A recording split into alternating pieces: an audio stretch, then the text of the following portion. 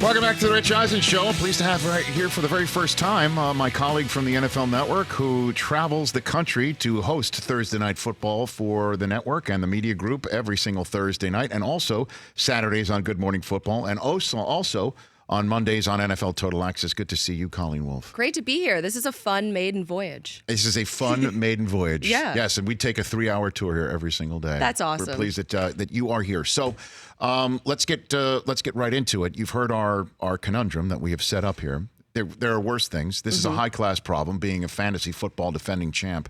The concept of changing your team after having won a fantasy championship is good or bad?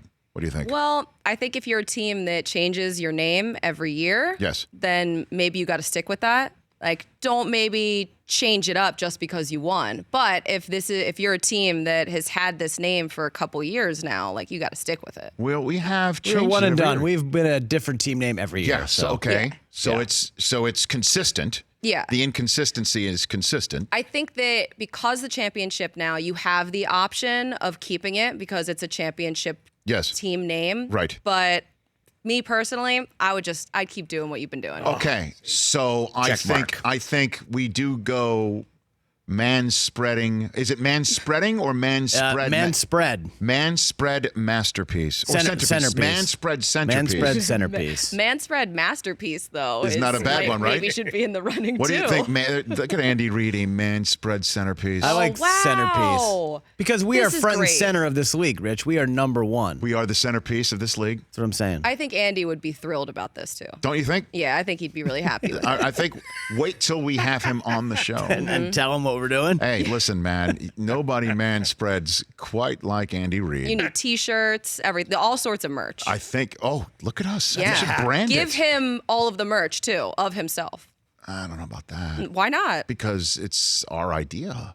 Well, I mean, he's the one who did man spread. He's the one who did put it all out there. he's the pioneer. He is the George Washington. I mean, seriously, just think about that. You sit down and you're like, okay. I mean, it's great. I've got all my colleagues around. I just want to, why can't I do shows like this? I know. What up? So, but our previous one, yeah, it's kind of different, isn't it? Our previous one was Touch of the Vermeil. Ooh, that's very classy. It's when you begin to get misty, when you begin to cry, whenever we get emotional, we get a touch of the Vermeil. Oh, I know, right? I like that. A little dusty, yeah. And we won. Dusty. We won it all. Well, we with had a that. whole bracket challenge last year, and Paul Rudd decided what our team name was. Well, I mean, if you're going to go Vermeil, And he's a Chiefs I mean, he fan, went. so- It was that was the end of that. Yeah. All right, it's it. Man spread centerpiece Done. is going to be showing up at Jerry Cantrell's house today. Like 2.5 hours. With the Vinnie Paul Trophy. We're just going to throw that thing right down there, and we'll say, "Well, come at us." You got the winning pedigree. I We think got it's it. great. Now you have the name. What is your team name again? So I have Wolf Blitzer. Okay. And I have Raised by Wolves. So Got I it. have a crazy picture of my dad partying. And Okay. yeah, so it's usually a wolf theme Right. of some sort. I like it. Can't go wrong. What does that Is that- picture look like? And is that He's got a tie tied around his head and sunglasses on at a bar dancing. Colleen, hungry like the wolf. Hungry like the wolf. Yeah. Great. I'm in 3 leagues this year, so that's going to be my 3rd. Hungry like the wolf? Well, 2 was a factor. And I'm always hungry, so And it works. It's own So brand. that would be the avatar would be Duran Duran? That Yes, would be you'd have to take the album cover or actually the single cover of Hungry Like the Wolf and put that as the Mike's avatar. got you set. I got some homework Mike's today. got you situated. Nice. Colleen Wolfe from NFL Network right here on the Rich Eisen Show. You were going to be on an absurd amount of plane flights this year. I know. So your first week, Buccaneers at Panthers, that's a pretty damn big one right there. Yep. Right off the bat. As a matter of fact, I think we've got the second version of that is going to be the London game, one of the London games that we Yeah, do. it's like, what, 5 weeks later? Yeah, or 5 so? weeks later. Yeah, week 6 London game is going to be Panthers and Bucks as well. And are you guys all going to be in the booth again? Yeah, it looks like it's Yes, going to be I love that. 4 men in a booth. It's we're gonna so do that fun. again. I know that. Or me, Irv, and Mooch, and Kurt. But you're going to be Bucks and Panthers first up, and then Titans Jaguars is week number 3 for Thursday Night Football, and then the big one. I know you're from Philly, Oh so my God. you know what this Eagles Packers game is going to mean. This right is there. this is the one that I have circled on my calendar. I bet. I've never been to Lambeau, and I've always wanted to go. This is like a bucket list stadium for me. And then when the schedule came out and I saw that we're going to Lambeau and the Packers are playing the Eagles, I mean, that's fantastic. You bringing family members? They're going to be there and stuff like that, or what? I know I know you're there to do a job. right, I know. right. But My husband's gonna come to the Seattle game and the San Francisco or the Oakland game. But I might see if I can get Mr. Wolfe to come out to Lambeau. okay, that would be fun. Yeah. It's the amount of Philadelphia hopes and wishes about Carson Wentz are through the roof. We had our compadre Daniel Jeremiah here a couple weeks ago. He thinks that he's the MVP for the NFL season. Is Carson DJ Wentz? said that? He did in fact say that. He thinks that he is really. Okay. It is. I know, right? I Wow. mean, so, what do you think of the Eagles' chances this year so far? Well, of course so as somebody from Philadelphia, Right. and I don't know, I can't speak for everybody, obviously, but I always kind of set the bar really low. And then that way I'm never disappointed. But now after they won the Super Bowl and this team, it looks really good. And I start to question myself because I'm not setting the bar low anymore. Right. I think they're going to be good. I think they can win the division. And I think they can really compete in the NFC. They're top to bottom, their roster is stacked, and they have a lot of guys that are coming back from injury, like Fletcher Cox, even their offensive line, which, by the way, did you see that they are in posing? the body issue. Yeah, they're in the body issue. I know. So amazing. I know. That is pretty amazing. And this kid, Miles Sanders, he's kind of the wild card here. Yeah. I know they got Jordan Howard from the Bears. I really want to know what this kid is going to look like because he could be dynamic and somebody that kind of brings, I guess I don't want to box anybody in, but sort of what Tariq Cohen brings to Chicago, bringing that to this Philadelphia system. They've here. needed somebody like that to fit that mold, and they just haven't had it. Because in so Sproles long. can't stay healthy. Right. And so now they have him, and look, he went to Penn State, was the backup to Saquon. Right. He didn't get a ton of work because of that. And so I think that he's going to surprise a lot of people because I think he kind of flew under the radar a little bit. Right. And I can't wait to see him. Mm-hmm. I know. And so him and Saquon in the same division is just kind of fun. I know. I know. So let me ask you this. What would have happened if Wentz retired Okay. and Philly fans booed him off the field? Oh. What do you, like- you know what I'm saying? Like what we're hearing about what Colts fans have done, and Colts fans have received a requisite amount of grief. There's no question for that. But what would it have been like if Philly fans had done that? That would just go right up on the shelf next to booing Santa Claus and throwing batteries at people. I mean, that's what Philly fans do. But also, it's like, yeah, I think that Philly fans get such a bad rap, and anytime they do something, it is just blown up out of proportion because people love to hate on Eagles fans in particular, I think. Yes, they are a tough group, but look, when I think Colts fans do it, it's not received the same way that Eagles fans, if they did it, it would. I know. The intensity would have been through the roof. Yes. I know. And for years, we would never hear the end of it. It would just be that same story over and over and over again. We had a Thursday night game in Philly when Andy Reid came back. Oh. And it was dynamite. Fans were great. Really? Yes. And then we were there the night also that McNabb got a send-off. Mm-hmm. And there was no animosity. I think when Andy Reid came back, it was really just a nice night in Philly. Andy Reid has a special place in Eagles fans' hearts. And even though he left and now teaches or coaches and teaches a different team, it's different. I don't think that he's looked at as an enemy. I think in Philadelphia, there are people that are hated and loved. And because of what Andy did, it's like he gets special dispensation when he comes back. And I think the same will be for Nick Foles because forever he's going to have like a piece of our heart. Yeah, and you see Nick Foles right away, week 3. I mean, the Jaguars are a fascinating team to me because I have no idea what Foles is going to look like. Fournette, did you see the Bleacher Report article that came out today, Brockman? And I know that's part of our... Where he said he's going to be in the top 5? Fournette says that he has cut people out of his life that were holding him back. And that he's a changed man because he was effing tired of losing. Wow. And if he can stay healthy, and if he's the guy that can in year 3 run downhill and hit you and stay healthy... And Foles can do what he's done in Philadelphia, And that defense is ready to go. Yeah, you have to wonder which Foles we're going to see, though. So there has always been two different Nick Foles. So even when he had come back and played early in the season for the Eagles, I can't remember if it was last year or the year before. Maybe it was last year. He didn't look that great. He looked a little shaky. Right. And then he came back as the team was making their push. And then in the playoffs, obviously, he's a totally different player. I mean, he just elevates everybody around him. So if he can do that in Jacksonville, now I just wonder, because do they have a guy that he really likes, Foles does, big-bodied receivers like an Alshon, like Zach Ertz, like just big pass catchers. Mm-hmm. Does he have that, and does he have the offensive line to do what he needs to do in Jacksonville? Well, they had no offensive line last year. Zero. I mean, Right. I remember, again, they played the London game. They're going to play another. Interesting enough, we have 2 London games on the NFL Network. But yeah. And they're going to be playing again. They're taking on the Texans this year. When they showed up to London, literally half the offensive line, they left home. And then the defensive backs, they wanted to send them home because they stayed out too late. That's right, I forgot And they about couldn't that. send them home because they needed them to play. I mean, Yes. last year was a total disaster for Jacksonville.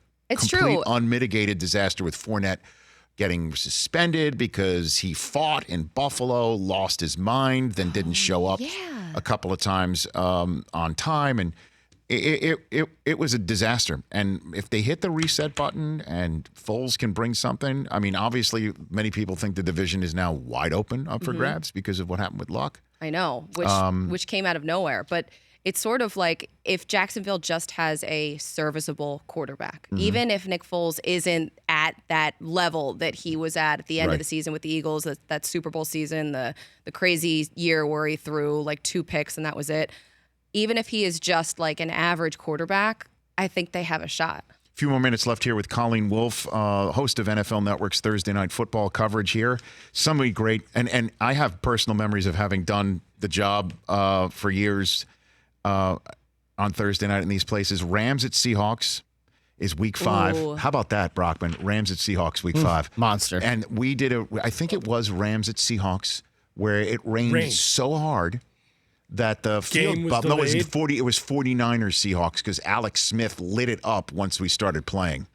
They delayed the game because the turf Lightning bubbled and up. turf. Turf bubbled up. It rained so damn hard in Rains Seattle. a lot in Seattle, I've heard. There was also another Thursday night game where it was the beginning of the Marshawn era in Seattle. And they rained Skittles on our set post game. Yes. That's right. When we had Colleen, it was funny. This was the year before Russell arrived. And we invited, because Marshawn wasn't coming to talk, we invited Pete Carroll because there was nobody else that was, Amazing. well, there was nobody else that would be, they had no brand. Right. Like there was nobody There was that no was identity. Right, there was no Yeah. identity. And we asked Pete Carroll, what's the identity of this team? That was like the main part of our conversation. Giants, Patriots. Holy smokes. Have fun. And that's week 6. So who knows what Giants team you're going to see when You they think it's going to be Daniel Jones? I don't know. But all I know is that's going to begin to boil. Week 6 is when they might have no patience for Eli, or Eli and the Giants have been surprisingly good, and here they come as the kryptonite. I wonder when the Giants' bye is. I feel like that's I have that information. It's Ooh. late, week 11. There you go. Wow, you guys, this is great. Come on, full we're full service service. here. We are full Amazing. service. We also did a Thursday night game, Jets Patriots. That was the year that Brady was hurt. It was Brett Favre. 2008. Yep. Favre Yes. and the Man Genius went in overtime Castle. and beat Castle. Yeah.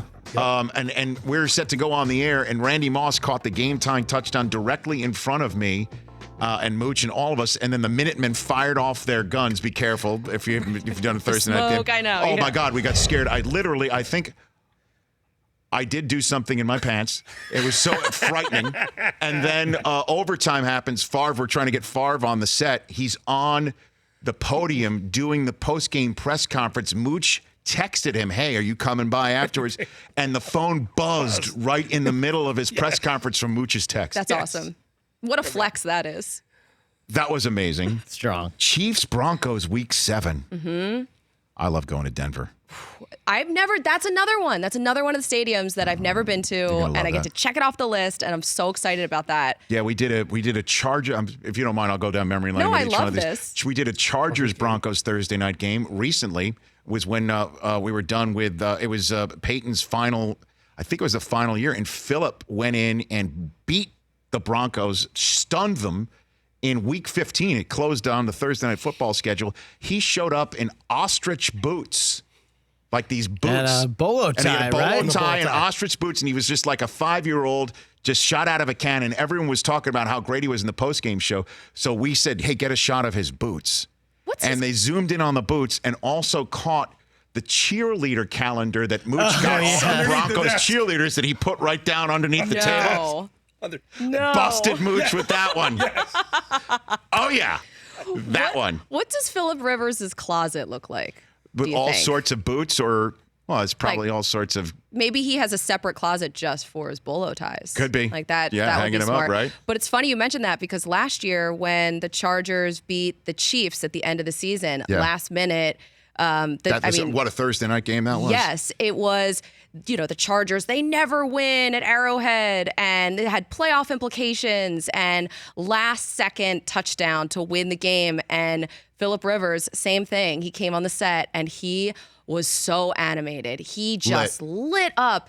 And I was like, let's just keep going. Let's just see how long we can talk with him for, because he was just telling us everything and anything and was just on fire. And you were in the room for the NFL Media Group Symposium when Al Riveron, the head of NFL refs, walked us through pass interference, saying, oh, by the way, that pass interference penalty that set the Chargers up on the 1-yard line, leading to the same play back-to-back to Mike Williams to score the touchdown, and then the cojones to go for 2 with the same play and win the game, would never have happened. Right. Because under further review, there would have been offsetting penalties on that defensive pass interference. They would have caught Mike Williams pushing off on offense. How sad does that make you? Terribly sad. Because Right? that's not the reason why this deal, we didn't sign up for that. No, that pass game interference. was one of my favorite games, was one of my favorite Thursday games of the year, maybe any game of the year. But, I mean, last year, the Browns and Jets, when the Browns won and Baker Mayfield came in for the first time. I mean, it's a hell of a season. Derrick Henry went off on a Thursday night. It was a remarkable Thursday night season last year. Yeah, it was. And it's because you did it instead of me. Oh, I mean, all those that's years not I sat there in all these blowouts. Oh, my God. And then just before I let you go, the late games that I hope mean something. Steelers at Browns, Week 11. Holy crap. if that means something, right? That would be so How good. about this for one? the division? Colts at Texans, Week 12. That's the week before Thanksgiving. Hey, it could. I think Jacoby Brissett is going to be terrific. I'm with I really you. do. I am with you. Yes. I think he is not going to. Obviously, he's not Luck. But I think he is going to keep this team in contention, if not win the division. Yeah, remember 2 years ago when he was playing, when Luck was out, Right. and he had some great throws. He was playing well, and remember, he was playing behind an offensive line that was a complete disaster. And since that time, they've revamped the entire line. Cowboys at Bears is we've been doing this for many years.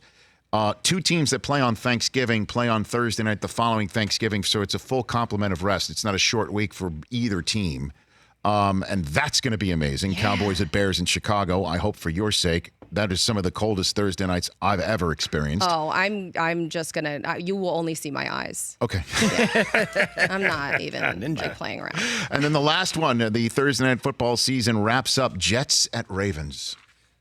Ooh. That could mean, if that means something too, Lev Bell versus the Ravens, by the way. And then I am so high on Lamar Jackson. Are you? Oh, yeah. I am the Lamar Jackson fan base, and the sole one, I think.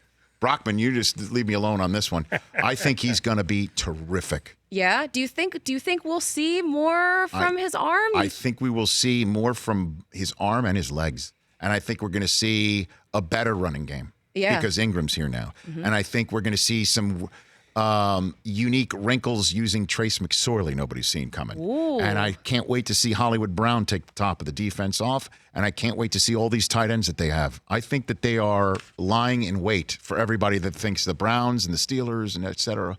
That's Marquise my 2 cents in Brown the is Ravens. so good. He's so fast. And he was hurt during the combine. Correct. So I think that a lot of people didn't really think that much about him. We haven't seen him at all. There's so many different things that we haven't seen, just including Miles Sanders. Like I said, we have not seen a lot, and I can't wait for it all to start. And it starts 1 week from tonight in Green Bay. And then after that, Thursday Night Football on NFL Network and Fox, Bucks and Panthers, Titans and Jaguars. Good to see you, Colleen Wolfe. Thanks for having me. Anytime. You got it. Travel safe. Thank you. You got it. If you need any TV show tips, we got some help for you today. Yes, I will take you up on that. Very good. At Colleen Wolfe with a silent E at the end on Twitter and Instagram, right here on The Rich Eisen Show. For more of The Rich Eisen Show, tune to Audience Channel 239 on DirecTV for free on BR Live or download the Rich Eisen Show app.